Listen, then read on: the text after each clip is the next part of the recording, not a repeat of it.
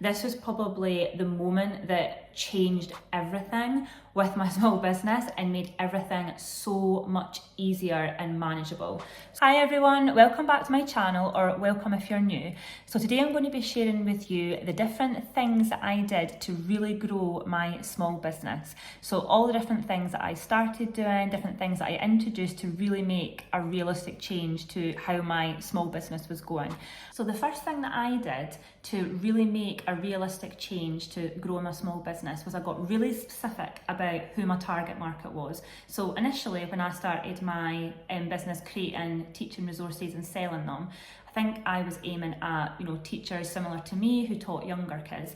But recently I've actually really honed in on focusing on teachers who are teaching literacy, and actually I've gotten even more specific, and I've really focused on teachers who want to find resources to teach writing.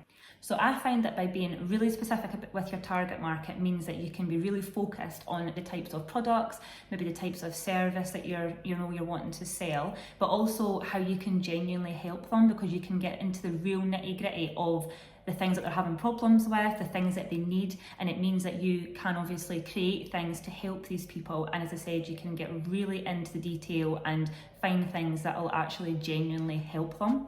So leading on from deciding on my target market, my very specific target market, this then helped me decide on really specifically what product or service that I was going to create that I was then going to sell. So once I decided on my target market and who I'd be aiming, to sell my resources to, I was then able to pick out resources that I think would really genuinely help these people. So deciding on your target market almost naturally leads you, or should lead you, down a route of deciding on what product or service you're then going to create and then sell. So for me, because I decided that I wanted to help teachers who were teaching younger students learn how to write, that obviously meant that I was going to be creating resources that was going to help teachers teach younger students learn how to write.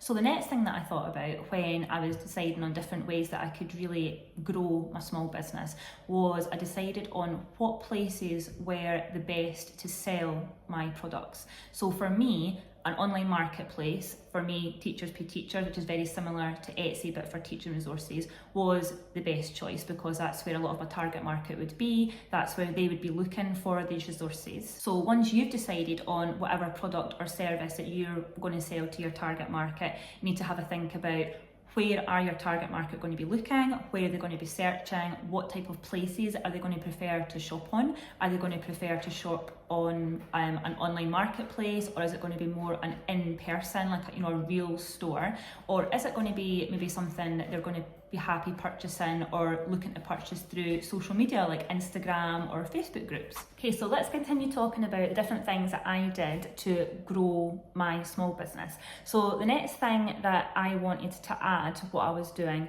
was I wanted to decide on a form of long form content. Sorry there, my cat Chester decided to jump on the table and make everything wobble. So the next thing I decided on was deciding on a long form content, So that meant for me either a blog, a YouTube channel, or a podcast. So I decided to go with creating a blog because I know I wanted to eventually have my own website and my own online store. So for me, a blog was a natural fit. So creating something that's more long form means that it's more searchable on Google. So if people are looking for tips and advice around your area, your sort of niche for your business, that's where you would be sharing that with your ideal customer. So if you're creating something that's, as I said, more long form, like a YouTube channel or a blog or a podcast, it means that your potential customers can actually search for topics in your niche and would hopefully then come across your blog or your YouTube channel, and then they'd be able to get some tips and advice and ideas from you that you would be sharing. So for me, I did actually notice quite a big, increase in traffic to my store and my products after creating a blog. Don't get me wrong, it took a little while. Well, you can see Chester in the background there. Don't get me wrong, it took me a little while. I, was writing blog posts. I did a lot of keyword research and things just to make sure that they would be ranking on Google. And again, I was also researching topics and things that my, potential customers would be looking for advice and for help on. So as I said, after starting my blog and, adding blog posts and continuously doing, keyword research and things, I have actually noticed quite a big increase in traffic to my products from my blog posts. So it is definitely worth picking a form of long form content. And if I haven't spoken enough about long form content, it's also a really good way to sort of show that you're an expert in your area or your niche of your business. So it's a really good chance to show that you know what you're talking about and to really convince people to buy from you. So another thing that I did that really made a realistic difference to growing my small business was I also decided on a form of short form content. Now this is something that I've chopped and changed with. I've kind of tried out a few different things, and to be honest, I've always went back to the original thing that I was using, which for me was Instagram. So I've tried Instagram, I've tried a bit of TikTok as well, and I've even tried kind of Facebook, which I don't know if that really fits into short form, but I've tried Facebook as well. So for me, I decided to go with Instagram because I felt that I really liked the sort of community building on Instagram. I felt that teachers were naturally the types of people who wanted to chat and talk about different ideas, talk about different problems, different things they needed help with, and I really felt that Instagram was perfect for that. But obviously, you need to think about who your target market is and what social media platform, what short form sort of content platform would be most suited to them. So something else that I've kind of struggled with, especially with short form content, is I sometimes find it quite overwhelming to keep going with it. You sometimes feel like you're constantly having to churn out content to sort of stay, to keep your account relevant, to keep people, interested and engaged in what you're talking about. So when I was thinking about different ways that I could make this easier for myself, and after doing a little bit of research, on YouTube and looking at other small businesses, this was probably the moment that changed everything with my small business and made everything so much easier and manageable. So what I then decided to do or started to do was repurpose my content.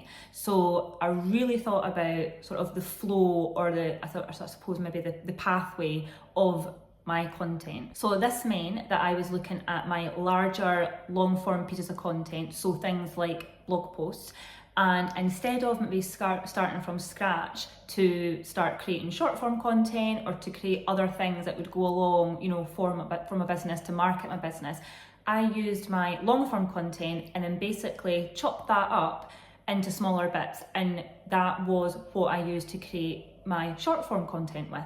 So I have to say that repurposing content has been an absolute game changer for my business. It's made growing my business so much more realistic, so much more manageable, and I can actually really plan my time a lot more effectively as well, and I seem to be getting a lot more done. And I feel like for me it organises everything in my brain a bit better as well. I don't feel like my brain is going all over the place and trying to think about too many things at the one time. I sort of take one idea and then think about how I can create different things from that one idea and how it flows through my entire business, and it is so much less stressful, so much less overwhelming, and a lot more manageable. And as I said before, it makes me a lot more effective at working and improving my business as well. So moving on to the next thing that I did to really try and grow my small business was starting an email marketing account and to start email marketing.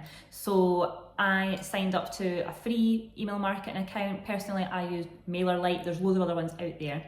And I started to think about what I was going to create for my target market that was free, that I could offer them to then join my email list, so that I can then send them weekly or fortnightly emails about my products, but also about my free content. So not just selling to my customers, I wanted to really genuinely help them as well. So I would share, my blog posts, and I would share sort of tips and advice on teaching right into younger students. So the reason why I thought it was really important to include talking about email marketing was because if anything was to happen with, say, your YouTube channel or your Instagram, your account, for example, that gets hacked, you then lose all your contacts, all these relationships that you've built. However, your email list is yours. So all those contacts, all those emails that you've collected are yours. You have a record of them, and it's just a lot more secure.